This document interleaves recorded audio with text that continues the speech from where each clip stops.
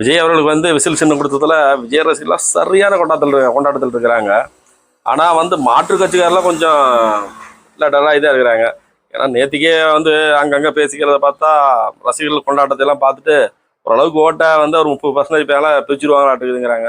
எங்கே பிரிக்கிறதுங்கிறது வந்து இப்போ தான் தெரியுமா உங்களுக்கு? ஏற்கனவே அதுக்கு உண்டான 30% தாண்டியாச்சு.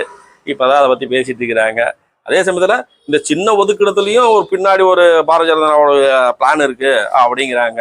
எப்படின்னு கேட்டால் இந்த மாதிரி ஓட்டை பிரிக்கணுங்கிறதுக்காகவே, அதாவது திமுக ஓட்டையும் பிரிக்கணுங்கிறதுக்காகவே வந்து அவர் கேட்குற சின்னத்தை, முதன்மையான சின்னத்தை கொடுத்துருக்குறாங்க. ஏன்னா அவர் ஒரு 10 சின்னத்தை கொடுத்து முதன்மையான சின்னம் எனக்கு வந்து விசில் வேணும்னு சொல்லி அவர் கேட்டிருக்காரு.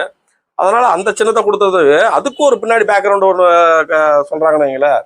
அப்ப எந்த அளவுக்கு அவங்க இருக்காங்கன்னு பாத்துக்காங்க.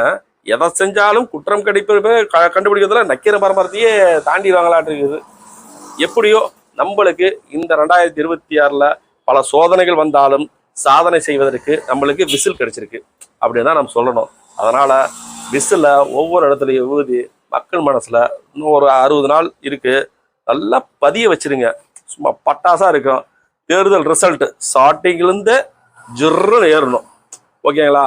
அந்த அளவுக்கு விஜய் ரசிகர்கள் வந்து வேலை செய்யணும். விஜயே பார்த்து நம்ம ரசிகர்கள் இவ்வளோ வேலை செய்வாங்களா அப்படிங்கிற அளவுக்கு இருக்கணும். பார்க்கலாம் நீங்க என்ன செய்யறீங்கிறது.